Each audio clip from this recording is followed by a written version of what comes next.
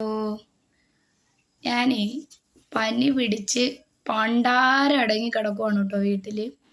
സൗണ്ടൊന്നും ഇല്ല. ചുമച്ച് സൗണ്ടൊക്കെ പോയി. എങ്കിലും നമുക്ക് ചുറ്റും നടക്കുന്ന ചില കാര്യങ്ങൾ കാണുമ്പോൾ നമുക്ക് സംസാരിക്കാതിരിക്കാൻ പറ്റൂലല്ലോ. കാരണം നമ്മളൊരു മനുഷ്യ സ്ത്രീയായി മനുഷ്യ ജന്മത്തിൽ പിറന്ന നല്ലൊരു ഇതായിപ്പോയില്ലേ. അപ്പം നമുക്കിതൊക്കെ കാണുമ്പോൾ മിണ്ടാതെ കൈയും കെട്ടി മിണ്ടാതിരിക്കാൻ പറ്റൂല. അതുകൊണ്ടാട്ടോ വന്നത്. ഞാൻ അർജുൻ്റെ കുടുംബത്തിനെ കുറിച്ചും മനാഫിക്കയെ കുറിച്ചും കുറച്ച് കാര്യങ്ങൾ സംസാരിക്കാനാണ് വന്നത്. ഒന്നാമത്തെ കാര്യം, ഈ മനാഫ് എന്ന് പറയുന്ന ആ ഇക്കയെ നമുക്ക് ആർക്കും മറക്കാൻ പറ്റൂല. കാരണം അർജുൻ്റെ കുടുംബം ഇനി എത്ര പത്രസമ്മേളനം അല്ല ഇനി എന്തെല്ലാം വിളിച്ചു കൂട്ടി നടത്തിയാലും നമ്മൾ കേരളക്കരയിലുള്ള ഒരു മലയാളിയും ആ ഇക്കയെ തള്ളി പറയുന്നതായിട്ട് എനിക്ക് തോന്നുന്നില്ല, അല്ലേ? ഒന്നാമത്തെ കാര്യം അത് കേട്ടോ. രണ്ടാമത്, നിങ്ങൾക്ക് ഞാൻ അർജുൻ്റെ ഭാര്യയോടാണ് കേട്ടോ ചോദിക്കുന്നത്. നിങ്ങൾക്ക് ഞാനൊരു ഹിന്ദുവായ സ്ത്രീയാണ്. നമുക്കറിയാം നമ്മൾ ഹസ്ബൻഡ് മരിച്ചു കഴിഞ്ഞാലുള്ള കുറേ കാര്യങ്ങൾ. നിങ്ങൾ 16 ദിവസമാണ് പറയുന്നതെങ്കിൽ പോലും വേണ്ട, നമ്മളിതൊരു കുലസ്ത്രീയോ അങ്ങനെയൊന്നും അല്ല കേട്ടോ ഞാൻ പറയുന്നത്. ആ ചെത ഒന്ന് അടങ്ങി തീർന്നു. ഒരു 5 ദിവസം നിങ്ങൾക്ക് കാത്തിരുന്നൂടായിരുന്നു. ഒരു 5 ദിവസത്തിന് ശേഷം നിങ്ങൾക്ക് എന്തെങ്കിലും പറയാനുണ്ടെങ്കിൽ പറഞ്ഞുകൂടായിരുന്നു. കാരണം ഞങ്ങളും ഒക്കെ കുടുംബമായിട്ട് ജീവിക്കുന്ന സ്ത്രീകളാണ്. ഈ കേരളം മൊത്തവും അർജുനെ കാണണം, കണ്ടു കിട്ടണം എന്ന് പ്രാർത്ഥിച്ച ആൾക്കാരാണ്. സ്വന്തം സഹോദരനെ പോലെ ഏറ്റെടുത്തതാണ് മലയാളികൾ. അർജുനെ കാണാതായി ന്യൂസുകൾ കാണുന്ന സമയത്ത് ഓരോ വീട്ടിലെയും പിഞ്ചു കുഞ്ഞുങ്ങൾ, പൊടി മക്കൾ പോലും ആ മാമനെ കണ്ടിട്ടുണ്ടോ, ആ മാമനെ കണ്ടോ എന്ന് ചോദിക്കുന്നൊരു കുറേ ദിവസങ്ങളുണ്ടായിരുന്നു നമുക്ക് ചുറ്റും. എൻ്റെ മക്കളൊക്കെ ഓരോ ദിവസവും വാർത്തകളിൽ ഇങ്ങനെ വരുമ്പോൾ ചോദിക്കും, അമ്മ ആ മാമനെ കണ്ടോ, മാമനെ കണ്ടപ്പം നമ്മളെ കേരളത്തിൽ മൊത്തത്തിൽ വലിയവരെന്നല്ല കുഞ്ഞുങ്ങളെന്നില്ല എല്ലാവരും ഒരേ മനസ്സോടെ പ്രാർത്ഥിച്ചതാണ് അർജുൻ തിരിച്ചു വരണേ. പക്ഷെ അർജുൻ്റെ വീട്ടുകാരിൽ നിന്ന് ഞാൻ ഇത്രയും പ്രതീക്ഷിച്ചില്ല. നന്ദികേടെന്ന് പറഞ്ഞ അതിൻ്റെ അങ്ങേയറ്റം. എന്തിനാണ് ഇത്രയും നന്ദികേട് കാണിച്ചു? ഇത്രയ്ക്ക് നന്ദികെട്ട വർഗങ്ങളാണോ നിങ്ങൾ? ആണോ നിങ്ങൾ? നന്ദികേടെന്നല്ല, നിങ്ങൾ മനുഷ്യജന്മത്തിൽ പിറന്ന ആൾക്കാരാണോ നിങ്ങൾ? ആണോ? ഞാൻ വേറൊന്നും കൊണ്ട് ചോദിക്കുമല്ലോ. ആ മനാഫ് എന്ന് പറഞ്ഞ ആ ഇക്ക 72ാമത്തെ ദിവസം നമ്മൾ അർജുൻ സഹോദരനെ കിട്ടുന്നത്. അത്രയും ദിവസം അയാളുടെ കുടുംബം പോലും ഇല്ലാതാക്കി അയാൾ അവിടെ പോയി നിന്നു. ഇവരെ വീട്ടുകാരെങ്കിലും ഇത്രയ്ക്ക് ഇത് ചെയ്തോ? അവിടെ നിന്ന് ഇത്രയും ആക്കി അയാൾ ആ അർജുനെ കൊണ്ട് തിരിച്ചു വരുവുള്ളൂ എന്നുള്ളൊരു രീതിയിൽ കൊണ്ടുവന്നു.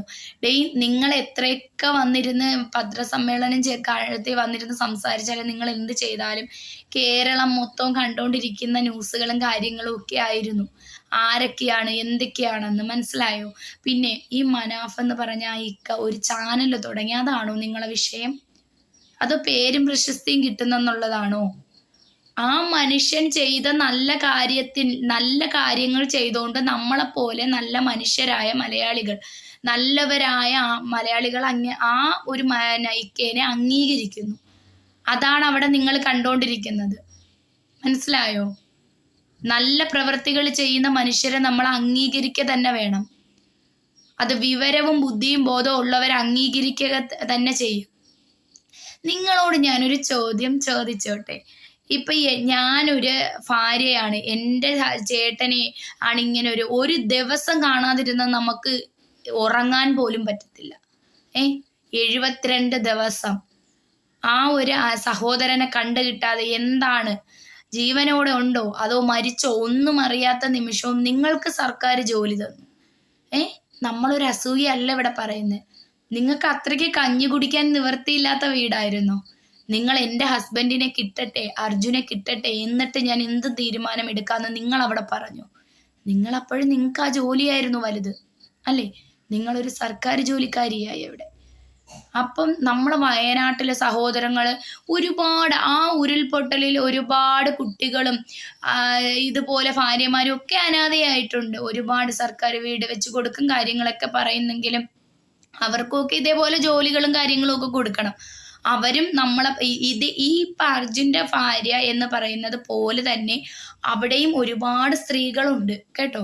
ഒരുപാട് സ്ത്രീകൾ ഇങ്ങനെ നിൽക്കുന്ന മനുഷ്യരുണ്ട്. ഒരുപാട് എല്ലാം നഷ്ടപ്പെട്ടു, ഹസ്ബൻഡ്, മക്കൾ എല്ലാം നഷ്ടപ്പെട്ട് ജീവിക്കുന്ന ഒരുപാട് സ്ത്രീകളുണ്ട്. അപ്പോൾ സർക്കാർ അവർക്കും കൊടുക്കണം അല്ലേ?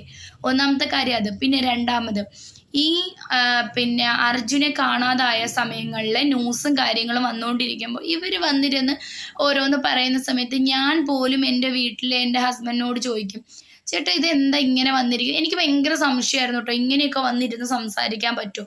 അപ്പം പിന്നെ ഞാൻ തന്നെ ഒറ്റയ്ക്ക് ചേട്ടനോ പിന്നെ ഞാൻ തന്നെ വിചാരിച്ചു, ഓരോരുത്തരുടെ മൈൻഡാണല്ലോ, അവർക്ക് വിഷമം കാണും, ഉള്ളിൽ ഒതുക്കി വെച്ചിരിക്കുന്നതായിരിക്കാം എന്നാണ് ഞാൻ വിചാരിച്ചത്. ഇപ്പോഴും നമുക്ക് എല്ലാവർക്കും മനസ്സിലായി. ഞാൻ വേറൊന്നും കൊണ്ട് പറയുമല്ല, നമ്മൾ എല്ലാവരും ചോറ് തന്നെയല്ലേ കഴിക്കുന്നത്. നമുക്ക് കാണുന്ന കാര്യങ്ങൾ മനസ്സിലാക്കി എടുക്കാനുള്ളതുണ്ട്. നിങ്ങൾക്ക് എന്ത് വിഷമമാണ് എനിക്കിവിടെ പനി പിടിച്ച് കിടക്കുവാണ്.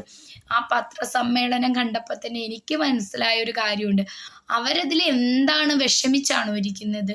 അവരതിൽ ഇരുന്നിട്ട് മനാഫ് എന്ന് പറയുന്ന ആ വ്യക്തിക്ക് എതിരെയാണ് സംസാരിക്കുന്നത്. ഒരു നന്ദികേടാണ്. അവര് അർജുൻ്റെ പേര് ലോറിക്ക് ഇങ്ങനെ ഓരോ കാര്യങ്ങൾ പറയുമ്പോഴും ഓരോ കാര്യങ്ങൾ സംസാരിക്കുമ്പോഴും അവരാ മുഖത്തുണ്ട്. ആ അളിയൻ എന്ന് പറയുന്ന വ്യക്തിയും ഇയാളങ്ങ് പോയിട്ട് പിന്നെ അർജുനെ കണ്ടെത്തി വെള്ളത്തിലെ പുഴയിലിറങ്ങി കണ്ടെത്തി കൊണ്ടുവരാഞ്ഞ എന്താ? ഇയാൾ ഇത്രയൊക്കെ പറയുന്നല്ലോ നിങ്ങളെല്ലാവരും. ഇത്രയും ഒരു നന്ദി കെട്ട കുടുംബത്തിനെ നമ്മൾ കണ്ടിട്ടില്ല. മനസ്സിലായോ? ആ അർജുൻ എന്ന് പറയുന്ന ആ ഒരു സഹോദരനെ ഓർക്കുമ്പോൾ തന്നെ നമുക്കൊക്കെ കണ്ണ് നിറയും അല്ലേ? കണ്ണ് നിറയും. കാരണം ആ അർജുൻ ഇത്രയും നന്ദി കെട്ട കുടുംബത്തിലാണോ ജനിച്ചതെന്ന് ഓർത്തിട്ട് എനിക്ക് തന്നെ ഒരു എന്തോ പോലെ തോന്നുന്നു അല്ലേ? എന്തോ പോലെ തോന്നുന്നു. അവര് തന്നെ കുറേ കാര്യങ്ങൾ വന്നിരുന്ന് പറയുന്നുണ്ട്. അപ്പം നിങ്ങൾക്ക് ഞാനിവിടെ ഒരു കുലസ്ത്രീ ആവാനോ, അല്ലെങ്കിൽ ഞാൻ 16 ദിവസത്തെ കണക്ക് പറഞ്ഞു, അല്ലെങ്കിൽ ഞാൻ ഒരു വർഷം എന്തുകൊണ്ട് ഇങ്ങനെ ഇരുന്നില്ല, നിങ്ങൾ എന്തുകൊണ്ട് പുറത്തിറങ്ങി എന്നുള്ള ചോദ്യങ്ങളൊന്നും അല്ലട്ടോ. ഞാൻ കുലസ്ത്രീയോ അങ്ങനെയൊന്നും അല്ല. ഞാൻ എൻ്റെതായ കാര്യങ്ങൾ പറയാൻ. നിങ്ങൾക്ക് മിനിമം ഒരു 5 ദിവസം കാത്തിരുന്നിട്ട് നിങ്ങൾക്ക് ഇങ്ങനൊരു കാര്യം ചെയ്താൽ പോരായിരുന്നു? നിങ്ങൾ ആ ചെത അടങ്ങി തീരുന്നതിന് മുമ്പേ നിങ്ങൾ വന്നിരിക്കുന്നു. ആ മരിച്ചു പോയ ആത്മാവ് ഇതെല്ലാം കണ്ടുകൊണ്ടിരിക്കുകയാണല്ലേ? അപ്പോൾ ഒരു ഭാര്യ എന്ന നിലയിൽ നിങ്ങൾ വെറും ഒരു നമ്മളെപ്പോലെ കുറേ സ്ത്രീകളെ ഇതാക്കിയാണ് നിങ്ങൾ കാണിച്ചിരിക്കുന്നത്. മനസ്സിലായോ? അങ്ങനെ തന്നെയാണ് എനിക്കതിൽ തോന്നിയത്. ഞങ്ങളെന്നല്ല, എന്നെ സംബന്ധിച്ച് ഇപ്പം ഞാൻ എൻ്റെ കാര്യമാണ് ഇവിടെ പറയുന്നത്. എന്നെ സംബന്ധിച്ചിടത്തോളം ഞാനൊക്കെ ആണെങ്കിൽ ഇതിൽ നിന്നൊന്നും എണീറ്റ് വരാനുള്ളൊരു സമയം പോലില്ല. എവിടെയെങ്കിലും മരിച്ചിട്ട് പോലും അല്ലട്ടോ. ഇപ്പം അർജുനെ കാണാതെ 72 ദിവസം, 72ൻ്റെ അന്നല്ലേ നമ്മളെ സഹോദരനെ കിട്ടുക. അത്രയും ദിവസം ആകുമ്പോഴത്തേക്കും ഞാനൊക്കെ വല്ല മൂലയിൽ ഒടിഞ്ഞു കുത്തി കിടന്നേനെ. കാരണം നമ്മളെ ഒന്നും കൊണ്ട് താങ്ങാൻ പറ്റൂല. അതെന്താണെന്നറിയോ? നമ്മളൊക്കെ മനുഷ്യ സ്ത്രീകളാടോ. നമ്മളൊക്കെ സ്നേഹിക്കുന്നവരാണ്. മനസ്സിലായോ? നമ്മളൊക്കെ ഹസ്ബൻഡും വൈഫും എന്തൊക്കെ വിഷയങ്ങൾ അങ്ങോട്ടും ഇങ്ങോട്ടും ഉണ്ടെങ്കിലും നമ്മൾ എന്താ പറയുക, അത്രയും മനസ്സിൽ അത്രയും സ്നേഹമാണ് നമുക്ക് അവരോട് അല്ലേ? നിങ്ങളിപ്പോൾ വന്നിരുന്ന് സംസാരിക്കുന്ന കേട്ടിട്ട് എനിക്കതൊന്നും തോന്നുന്നില്ല. എനിക്കിപ്പം അർജുൻ്റെ വൈഫിനെ മാത്രമല്ല കേട്ടോ, സഹോദരങ്ങളെയും അളിയനെയും ഇവരെ ആരെയും കണ്ടിട്ട് എനിക്ക് അവിടെ അർജുൻ മരിച്ചു പോയ ആ ഒരു സങ്കടമായിട്ടൊന്നും എനിക്ക് അവിടെ കാണുന്നില്ല.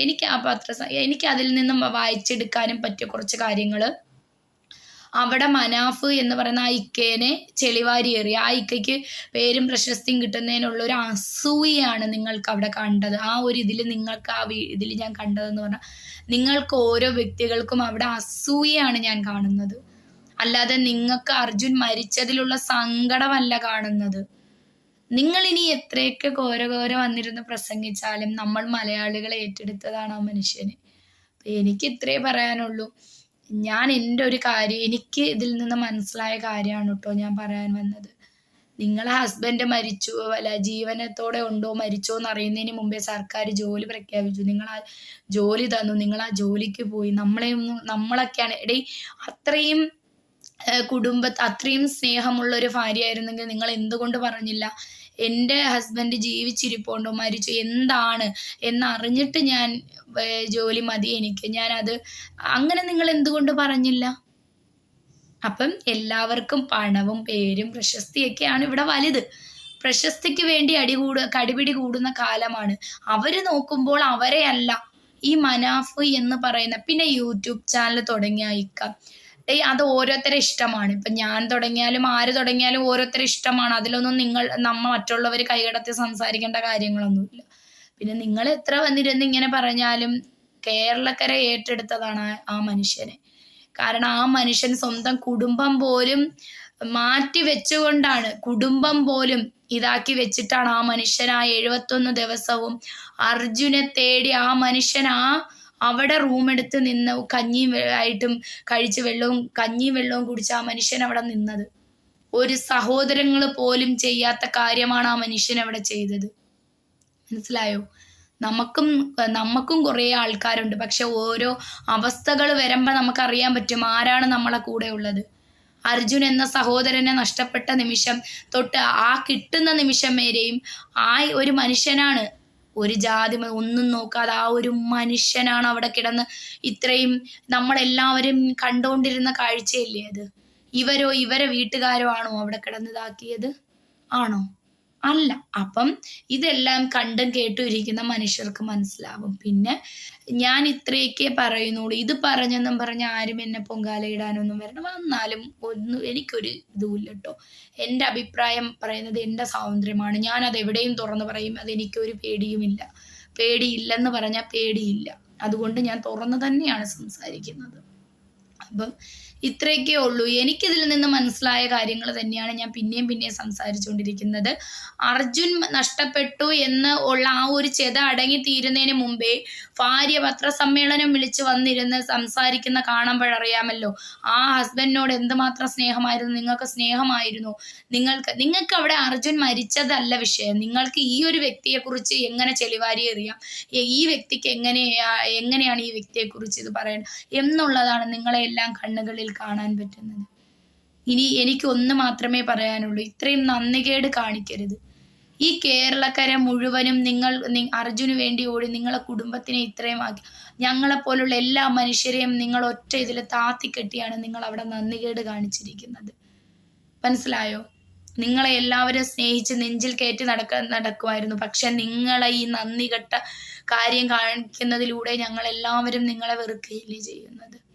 അതുകൊണ്ട് തന്നെയാണ് ഞാൻ പിന്നെയും പറയുന്നത്, മനുഷ്യരായാൽ കുറച്ചൊക്കെ നന്ദി വേണം. ഒരു മനുഷ്യൻ ചെയ്തു തന്നതിന് ആ മനുഷ്യനെ എന്തൊക്കെ പറഞ്ഞിട്ടും ആ മനുഷ്യനൊരു ദേഷ്യവും ഒരു ഇതും ഇല്ലല്ലോ. അപ്പൊ അതാണ് ഞാൻ പറഞ്ഞത്. അപ്പം കുറച്ചൊക്കെ മനുഷ്യരാകുമ്പോൾ നന്ദിയും ഇതൊക്കെ കാണിക്കൂ. അങ്ങനെ കാണിക്കും. നിങ്ങൾക്കൊക്കെ വിദ്യാഭ്യാസമുള്ള ആൾക്കാരില്ലേ. അപ്പം വിദ്യാഭ്യാസം ഇതിൽ നിന്ന് പഠിച്ചത്രേ ഉള്ളൂ. വിദ്യാഭ്യാസം കൂടുതൽ ഉണ്ടായിട്ടൊന്നും കാര്യമില്ല. നന്ദിയും വിവരവും ബോധവും ഒക്കെ വേണം, അത്രേ ഉള്ളൂ. അപ്പൊ എനിക്ക് ഇത്രയൊക്കെയാണ് പറയാൻ തോന്നിയത്. ഞാനിത് പറയാനാണ് കേട്ടോ ഈ വീഡിയോ ആയിട്ട് വന്നത്. അപ്പം അതിൻ്റെ അഭിപ്രായം എന്താണെന്ന് വെച്ചാൽ കമൻറ്റ് ചെയ്യുക കേട്ടോ. പിന്നെ എൻ്റെ ചാനൽ സബ് ചെയ്യാത്തവരുണ്ടെങ്കിൽ ഒന്ന് സബ് ചെയ്യുക കേട്ടോ. എന്നെ സപ്പോർട്ട് ചെയ്യുക. എനിക്ക് മുമ്പോട്ട് പോകുമ്പോൾ നിങ്ങളെപ്പോലുള്ളവരെ സപ്പോർട്ട് വേണം. പിന്നെ എൻ്റെ അഭിപ്രായങ്ങൾ പറയാനാണ് ഞാൻ ഈ വീഡിയോ ഇട്ടത്. അപ്പോൾ ഇത് കേട്ടിരിക്കുന്ന സമയത്ത് നിങ്ങളുടെ അഭിപ്രായം എന്താണ്, ഞാൻ പറഞ്ഞതിൽ ശരിയാണോ തെറ്റാണോ എന്താണെങ്കിലും കമൻറ്റ് ബോക്സിൽ വന്ന് കമൻറ്റ് ചെയ്യുക കേട്ടോ. അടുത്തൊരു വീഡിയോ ആയിട്ട് വരുന്നവരെ ടാറ്റ.